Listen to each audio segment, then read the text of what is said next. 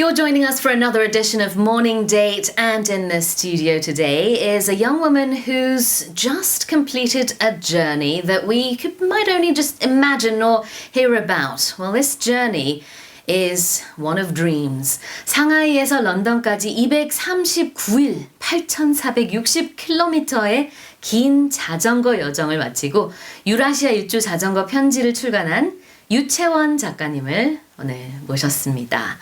Good morning and welcome to the studio. Good morning. Really happy to be here. Thank you. I'm so happy to have you here. Now you also go by Eva Yoo, so Right. I'll maybe interchange the two names Sure. as we go along. 영어 이름은 이제 Eva Yoo고요. 이제 우리만의 유채원 작가님 자전거를 타고 무려 239일 동안 상당히 긴 거리를 다녀오셨어요. Yeah, it was sure a long journey. Wow. But it was definitely worth it. Yeah, so why don't we go right back to the beginning Sure. of how this began? I understand that you were living in China and you were not a cyclist or, any kind of athlete or anything like that. You were a reporter. I was. Yeah. So I was a tech reporter for 5 years in Israel, Silicon Valley, and China. And I was reporting on fastest growing companies in the world, especially in China. Startups as Yes, well? yes, especially startups. And after doing that job for 5 years, I thought I wanted to start something on my own, apart from my job and the fast changing business trends. So that's why I wanted to pursue this cycling project. 이렇게 자전거를 긴 시간 동안 무려 이제 200여일 동안 타기 전에는 기자 생활을 5년 동안 하셨다. 그런데 이제 한 5년 지나고 나니까 뭔가 변화가 필요해라고 설명을 하셨어요. But most people, when they want a bit of change, they'll go and watch a movie or they'll maybe buy something, But in your case, you quit your job and you decided to go from Asia to Europe. On a bicycle. That is a bit of a drastic change. Can you tell us the mentality behind it? What happened? What got you into that? So I always had this dream of traveling the world, and I had some thoughts about what I wanted to do in each country.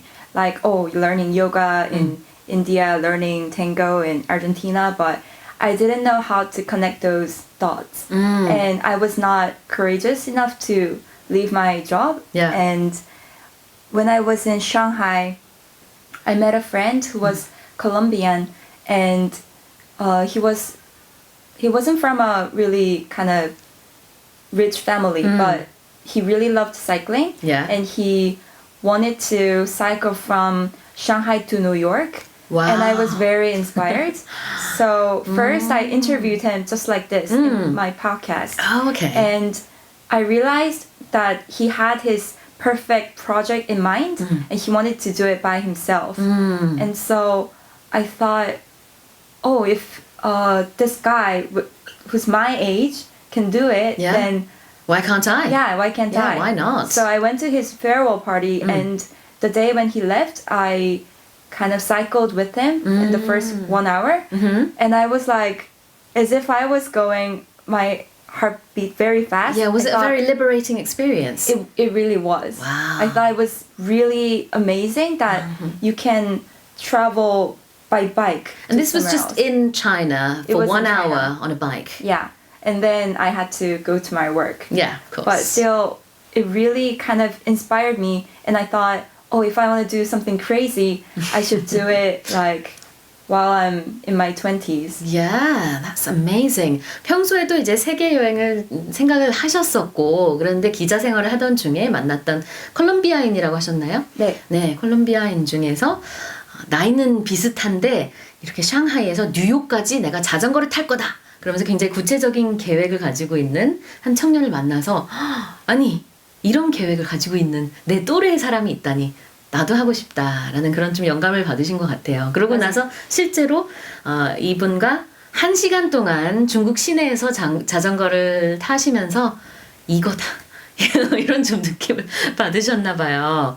Wow, I mean, where did you drive? Well, not drive. Where did you ride your bike? Was it in the really busy areas or sort of on the outskirts of Shanghai? So in Shanghai, there's a beautiful bridge where if you just stand in the bridge on the back of your head, you have all those Pearl Tower and beautiful skyscrapers on your back. Yeah. That's called Jiapu Bridge, and he started his journey there. So I met him in that bridge, and with his other friends, I think it was like 5-6 people. Could you maybe try and describe what you felt then? I carefully observed how he packed his bags. Okay. So he had 2 big panniers, we call them panniers, the special bags for bike. He had 2 panniers on front, and 2 big panniers on the back, his tent, and on his chest he had a GoPro. And it was so amazing because his all possessions were all with him. Yeah. And that was like also his home. He said he's gonna tent from that day. So I thought, wow, this is amazing. Like, And for you, it was life-changing, really, wasn't it? it really was. Wow. So I thought, this is day for you to leave, but I'm gonna do the same. Yeah. 얼마나 이렇게 감동을 받고 영감을 받으셨으면은 그분과 자전거를 1시간 타고 나서 물론 얘기도 많이 나눴었지만 이렇게 계획된 아주 그냥 자전거를 타는 게 아니라 모든 재산을 몸에 지니고 자전거에 지니고 긴 여정을 갈 수 있구나라는 것을 직접 눈으로 확인하고 나도 해야지 이런 생각을 하게 되신 것 같아요. Weren't you nervous or scared about quitting your job? Because I'm sure a lot of people would like to travel, but you know, there's the reality that we have to face. I think I'm very much used to challenging in a very new project or in a new country. Yeah. I lived in 5 countries by myself. Wow. Ecuador, UK, US, Israel, China. And I sort of found that comfort zone in my job. And also I kind of felt the glass ceiling within the editorial team. I see. So as a Korean reporter working in China and writing articles in English, I saw that, yeah, maybe I wouldn't be good enough to be the editor of all the reporters. And so if I want to challenge myself to another country, and I'll be working the same, right? Working with my laptop and phone and traveling by airplane. And I just wanted to change that. Why don't I go take like very slow pace and Sure. make a very slow transit? And I really loved China. So I wanted to, as much as possible, leave China very slowly. So I think bike was just very good Yes. solution. 그동안에 이제 기자로서 굉장히 빨리빨리 움직여야 했던 생활과 전혀 다른, 어떻게 보면 상반된 느릿느릿한 생활을 하고 싶었고 세계 여행도 하고 싶었고 그러다 보니까 자전거로 어느 정도 세계 여행을 이제 떠나게 되신 겁니다. How did you turn this idea into a sponsored project, which by the way is called Seek Road? That's right. So first, when I just started working in China, 2015, I met 2 Dutch guys driving from Shanghai to Netherlands, and they named the project Brand New China, and they got 12 Chinese sponsors on their project, and I was very inspired as well. And so one thing was that I wanted to test myself. If I'm not a reporter, do people actually fund my trip? Do people are always very nice to me. Will they really think that I'm potential to finish this task? And so that was the first reason. And 2, yeah, I wasn't kind of economically ready for the project. And so, yeah, I really needed sponsors. So for those 2 reasons, I thought of doing a kind of sponsored trip. And because I really just, apart from reporting, I was a really kind of I blogged every day.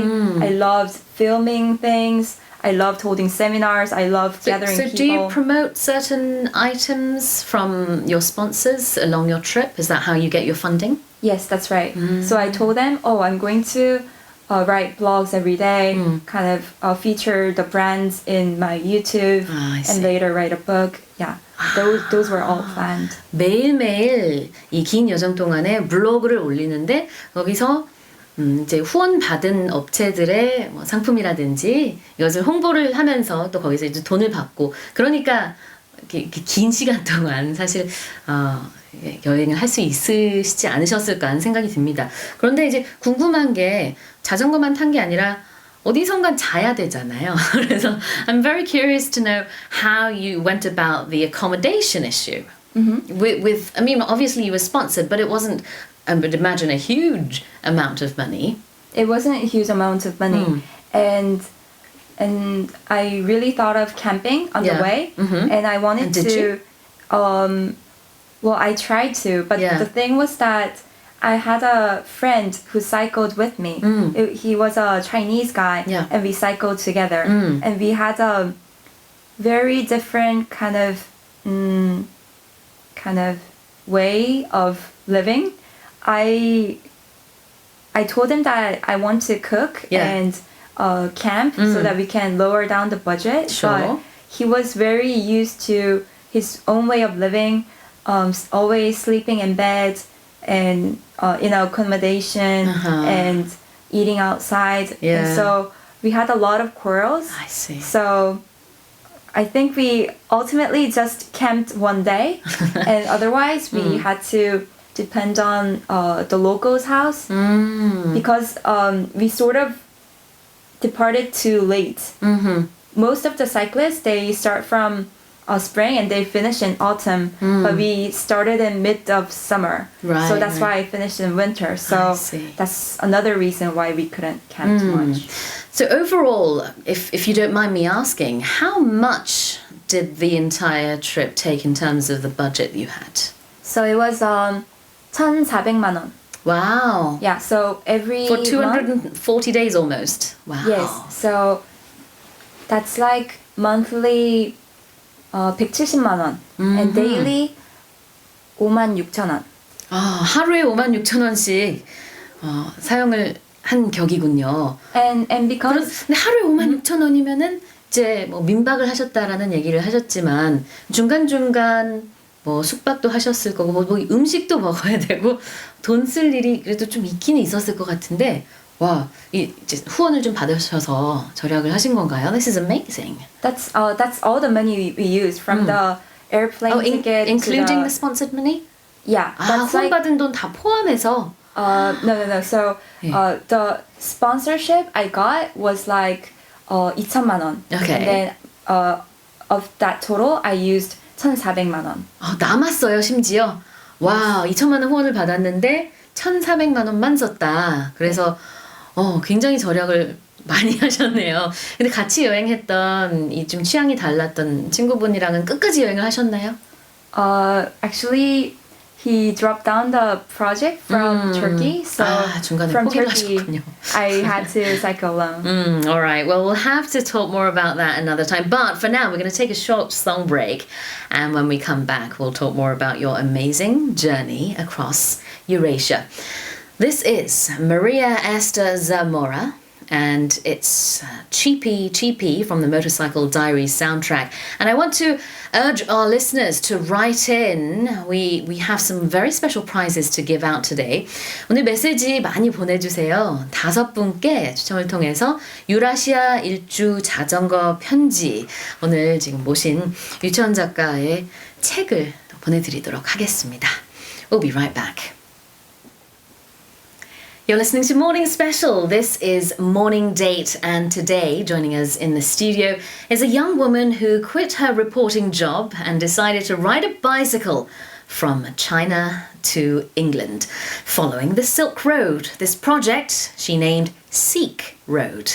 작년 6월 샹하이에서 자전거를 타고 출발해 올해 1월 26일 비 내리는 런던에 도착한 작가 유채원 씨와 함께하고 있습니다. Now I can't wait for the details. Let's talk briefly about the name of your project again. 이제 Seek Road라는 이름의 프로젝트인데요. Silk Road랑 좀 비슷해요. 뭐 다른 연관성이 있죠? 그거 얘기를 좀 해주시겠어요? So I wanted to have a project name for this trip, and my Korean name is Chaewon, Yeah. and it means seeking for origin. 근원을 찾는다. 근원을 찾는다라는 Yes. 뜻의 이름을 가지고 계시네요. And so since I was fascinated by the Silk Road traveled by Marco Polo, and so I thought, oh, why don't I cycle through Silk Road while seeking for my origin and my dreams. So that's why I named the project Seek Road. 와우, 본인의 이름에서 나온 찾다라는 뜻의 seek, 그 다음에 이제 실크로드를 따라갔기 때문에 발음도 비슷하고요, 마침. 그래서 Seek Road 프로젝트에 이렇게 시작을 하게 되셨는데 사실 이제 샹하이에서 출발을 하셨잖아요. 네. 그런데 샹하이는 이제 지형적으로 봤을 때 사실 자전거를 타니까 뭐 대로변 고속도로 뭐 아스팔트 길로 가시는 게 아니잖아요.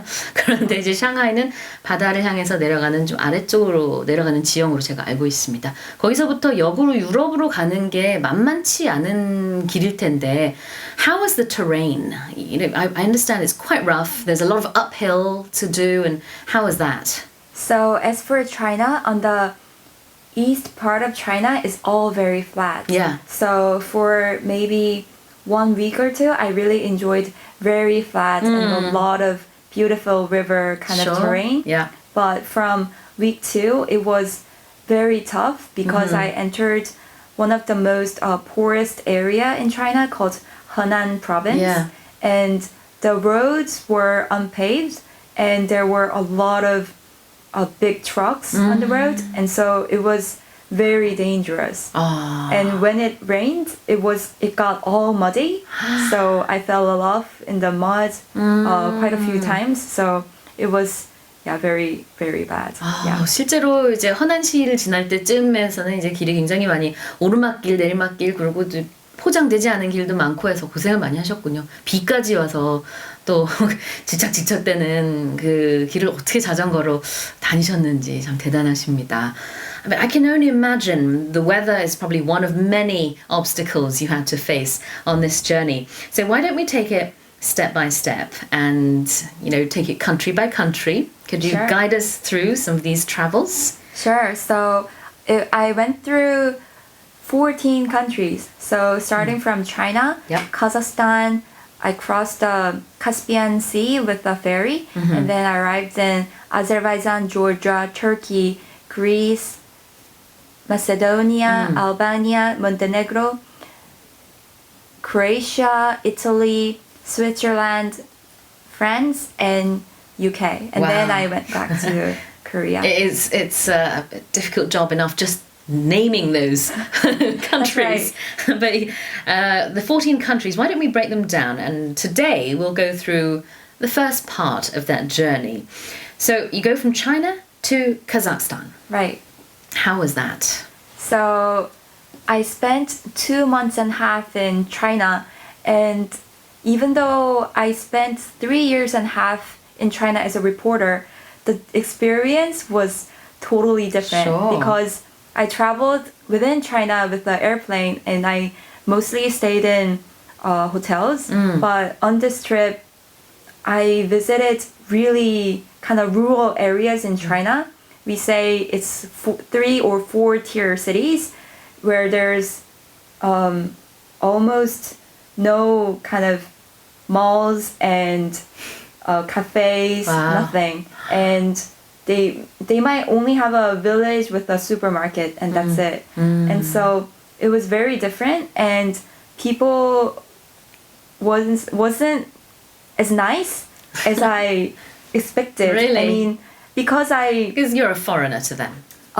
yes, but because I look like Chinese, but since I speak kind of not perfect Chinese, and so they were very kind of suspicious with this stranger. So Wow. one day when I was going through the mountains, that day we couldn't find a place to stay for that night. So I told my friend that, we might have to knock the door Yeah. and ask them if we can at least have a warm shower and stay in a tent or anything. And so we arrived in this village in the middle of the mountains, and I started to knock the door because he was so awkward. He couldn't do that. He didn't have courage. So It sounds like your friend, was not the best companion to have on this adventurous journey. yeah, sort of. And so I asked the people there, I can give you this sum of money. Can you just allow us to have a warm shower and stay in your house? And they all rejected, or they pointed at other houses. Why don't you go ask them? And so that night I got rejected 10 times. And so I ended up looking for a kind of very kind of low budget. We just managed to find one, and we stayed there that night. And it was very cheap. It was 8,000원 one night. And that I cannot forget that experience. It was very new, but there was a kind of turn the next day, because while I was cycling in the mountains, I think she was about 23-year-old, and when I was taking a rest on the roadside, she asked me if I want to have a cup of tea. Oh, that's And nice. so I was invited to her house, and her mom prepared a very delicious dish, a very good lunch for me. And so it was very memorable. 와우. 중국에서는 2달 반 동안 자전거를 탔는데요. 그 중에서 제일 기억에 남는 게 이제 도시를 벗어나서 아주 외진 곳에 가게 됐는데, 어느 날 밤은 잘 곳이 없었다고 합니다. 근데 같이 가고 있었던 친구는 용기가 없어서, 나는 뭐 다른 사람 집에 가서 우리 재워달라 이런 말 못하겠으니 네가 해라 라고 해가지고 우리 채원 작가님이 직접 이 집 저 집 돌아다니면서 내가 돈이 이만큼 있는데 하룻밤만 재워주세요 했는데 다 거절했대요. 그래서 10집을 돌아다녔는데 다 안 된다 그래서 결국은 이제 저렴한 숙박시설을 찾았다. 그리고 나서 그 다음 날은 우연히 그 동네 사람한테 초대를 받아서 맛있는 식사를 하셨다는 얘기를 지금 해주셨습니다. 와, 굉장히 감동이 2배였을 것 같아요. 그 전날 밤에 잘 못 잤기 때문에 Yes, 그 that's 음식이 right. 더 맛있지 않았을까. I was very thankful. Yeah, the food was very nice. Wow. Do you speak Chinese as well? I do. Okay, so that probably helps. Although, as you said, you're not maybe fluent. All right. Well, we've gone to China, and our next destination is Kazakhstan. How do you cross the borders? Does the Korean passport help? Oh, it really helps. So there is a big difference from Koreans to Chinese. Yeah, because your So- friend was Chinese, so Yes. he obviously had a Chinese passport. So as for me, I just needed a visa for one country. That was Out of the 14? Azerbaijan. 아, 그래요. And it was, I think, less than 5만 원. And Sure. And it was quite easy to get, I would imagine. right, Yeah. it was you just apply online. That's it. Very And simple. I didn't need to prepare anything for other countries, but for my Chinese friend, he needed visa for all the countries, and it was very expensive. So And I time think he consuming spent- as well, I think. It sure was. Yeah. So it took him 1 month to prepare all the visas, Wow. and it took more than 100만 원 Wow. in total. So it was very hard, but crossing the borders is actually very easy. Like with bike, it's very easy. How do you do it? Is there like a post? Is there a post guard? How It's do like they a toll gate. Oh, really? It's like a toll I see, gate I with see. flags and just more police officer and a couple of maybe 1 or 2 more gates. And it's actually very easy to. 우리 고속도로에서 보는 그 톨게이트랑 좀 비슷한가요, Yes. 모습이? 아, 그래요. It really looks. 국경지대에 있는 이 톨게이트를 지날 때마다 한국 여권이 또 얼마나 좋은지 많이 느끼셨을 것 같습니다. 14개국을 가시면서 비자 발급은 딱 한 번만 받아야 됐었는데 그것도 그나마 온라인 신청이 가능해서 사실상 뭐 전혀 어려움이 없었으나 같이 갔던 중국 친구 같은 경우는 거의 대부분의 나라의 비자가 필요로 했기 때문에 시간도 많이 걸리고 돈도 많이 들고 거기서 좀 이제 한국인의 자부심 이런 걸 좀 느끼셨을 것 같아요. Yes, I was really proud of my country. Wow. Everywhere I go to, I saw Korean brands and I was very Yeah. proud of my country. 저도 뭐 여행을 많이 하긴 하지만 정말 한국 여권 좋거든요. 근데 몸소 좀 체험을 하셨네요. 자전거 타시면서도. 자, 노래 한 곡 듣고 와서 얘기를 좀 더 나눠보도록 하겠습니다. This time round, we're going to listen to a John Mayer song. Keep those messages coming in. You could win today's book written by Eva Yoo. 유치원 작가님이 쓴 책 유라시아 일주 자전거 편지 총 5분께 보내드릴 테니까요. 사연도 계속해서 보내주세요. 존 메이어 노래 듣고 오겠습니다. This is Stop This Train. We're back with Eva Yoo, who biked through some 14 countries over the course of 239 days and lived to tell her story. She's in the studio with me right now. 유치원 작가와 함께 유라시아 일주를 자전거를 통해서 한 얘기를 나누고 있습니다. 최대한 이제 중국을 천천히 빠져나가고 싶었다라는 얘기를 처음에 해주셔서 제가 한번 천천히 얘기를 풀어나가고 있는데요. 어떻게 마음에 좀 드시나요? 너무 즐겁네요. 정말 생각이 나고요. 네, 자전거 여정 생각하시는 우리 청취자분들도 많이 계실 것 같은데 What sort of items do you need to take with you? 짐을 많이 가져가면 당연히 안 될 것 같아요. 꼭 가져가야 하는 어떤 아이템들이 있을까요? So for every items, for clothing especially, I took everything like 2 pairs. So I had only 2 t-shirts, maybe just 1 jacket, but 2 pants, and maybe 3 pair of socks and a couple of underwears. So everywhere I get to, first thing I do is to kind of wash my own clothes so that I dry them fast and next morning I can wear them and cycle again. So you shouldn't bring too much things, otherwise you'll end up just leaving them on the street. Yeah. And so the things that you need to prepare apart from any other kind of journey is that the bike fixing tools and the spare inner tubes and a tire. Sure. And yeah, I guess those 3 things are Right. the essential ones. And for others, I really loved writing things down. So I took my laptop and I always took postcards because I just love I writing see. letters. Yeah. And that's the reason why the book name is 자전거 편지. I wrote many letters to my friends. So yeah, those are the kind of key items. 기본적으로 이제 옷을 딱 2벌씩만 챙겼다. 최대한 가볍게 다니는 게 중요하다는 설명을 해주셨고요. 한 목적지에 도착할 때마다 바로 손빨래를 하셔가지고 옷을 최대한 빨리 말려서 다음에 또 입을 수 있도록 했다는 얘기를 해주셨습니다. 그 외에는 뭐 그냥 기본적으로 이제 자전거가 혹시라도 뭐 고장나거나 뭐 바퀴가 어디 뭐 풀린다든지 이럴 때 수리할 수 있는 수리 장비 정도를 챙겼다라는 얘기를 해주셨습니다. 컴퓨터는 뭐 당연히 가져가셨고요. I want to mention one thing. What was very useful was that I had friends in China and Turkey. So I see. what I did was I took the things that I think I wouldn't need in this weather, like say, I don't think I'm gonna camp in my first 1 month. I'll just stay in hotels. And so I sent a tent to Xi'an, which is like 1 month away. And I thought, when I arrive in Turkey, it's gonna be winter. So I packed my winter stuff and sent it to my friend in Turkey. So that way I could really kind of put down the weight. 이미 모든 나라는 아니지만 중간중간 도착해야 할 지점에 지인들이 있어서 그 지인들에게 텐트라든지 좀 큰 짐들은 미리 붙였다고 합니다. 그래서 내가 뭐 몇 달 후에 여기 도착할 테니 그때 그 짐을 나한테 다오라고 해서 짐 뭐 텐트 또 어떤 게 있었다 그러셨죠? 뭐 텐트 이제 겨울옷. 네네 이런 것들은 미리 이제 붙여서 그때 받아서 이제 또 사용을 하셨군요.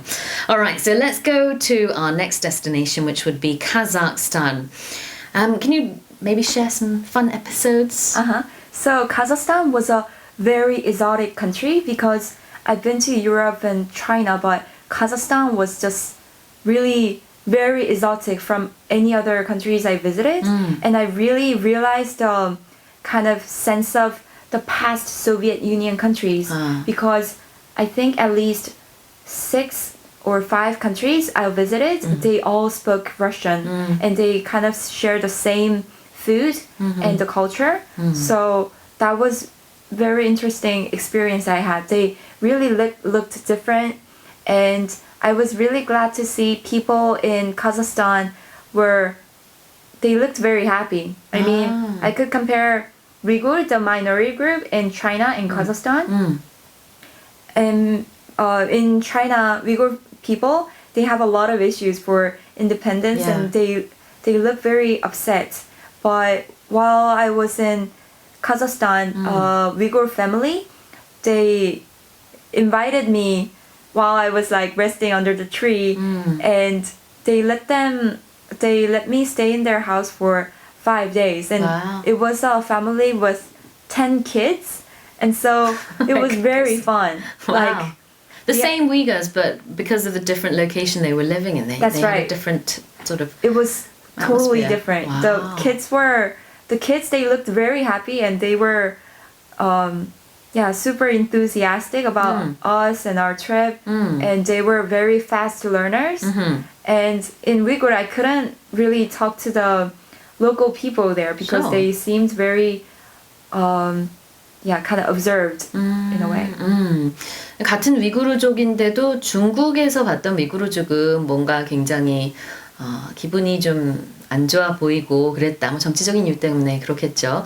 그런데 카자흐스탄에 있는 위구르족은 굉장히 행복해 보였다는 게 받았던 개인적인 인상이라고 설명을 해주셨고, 실제로 위구르족 거기서 사는 사람의 집에서 한 5일 동안 머물면서 좀 많이 친해지셨다는 거 또 굉장히 흥미롭네요. Do you still keep in touch? Yes, because I have their Instagram. Yeah. Oh wow. Okay. And I also want to mention Korean family in Kazakhstan because the Korean people in 1930s they lived in Manju area, the north of China, and then Stalin at that time thought they were spies for Japan, and so they made all the Koreans. It was like millions of Koreans. Stalin moved them to Kazakhstan, nowadays Kazakhstan, and because of the very harsh weather and because they have no positions, a lot of Koreans died in Kazakhstan, and so only part of them survived, and they became, I don't know, the families I observed, they got very rich, and they were doing a kind of trade between Korea and Kazakhstan. And while I was in Kazakhstan, they invited me to a very good Korean food, and wow, they were having very good business in Kazakhstan. 카자흐스탄에서 고려인을 만나서 한국 식당까지 초대를 받고 또 대접을 받으셨군요. Wow. And that of course then led you to your next destination, which was Azerbaijan. Yes. How was that? So Azerbaijan is such a beautiful country. I mean, the two countries that I thought was just a small country in the Middle Asia, but in fact there were like treasures. It's both Azerbaijan and Georgia, and it's a little bit different. And Azerbaijan has this beautiful Caspian Sea right beside, and the country, it looks like an eagle. And while you're there, you get to hear the story between the war between Azerbaijan and Armenia, and the people in Azerbaijan were very good looking, and actually they were very welcoming because I think the country opened the door maybe 2-3 years ago, so they're not used to seeing Asians. So they would, while I was cycling, they would like stick their heads out from the buses and wave at us. Really? And when the vendors would give me fruits and flowers, and they were very nice. 와우. 아제르바이잔에 가서는 또 거기서도 환대를 받으셨군요. 그냥 모르는 사람들도 지나가는 자전거를 보면서 손을 흔들고 인사를 많이 해줬다라는 얘기를 하셨는데 또 친구도 중간중간 많이 사귀신 것 같고 이 얘기를 더 나누기 위해서 우리가 좀 더 많은 시간이 필요할 것 같습니다. And because of that, I'm going to have to ask you to come back on the show for love to. another edition of Morning Date. 오늘은 여기까지 얘기를 나누도록 하고요. Please do come back next week and let's continue with your tour across Eurasia on your lovely bicycle. I'd love that. Thank you so much. Thank you so much, Eva. 네, 오늘은 모닝데이트의 초대 손님으로 자전거를 타고 유라시아를 일주한 유채원 작가와 얘기를 나눠봤습니다. 다음 주에 2부 이어서 가보도록 하겠습니다.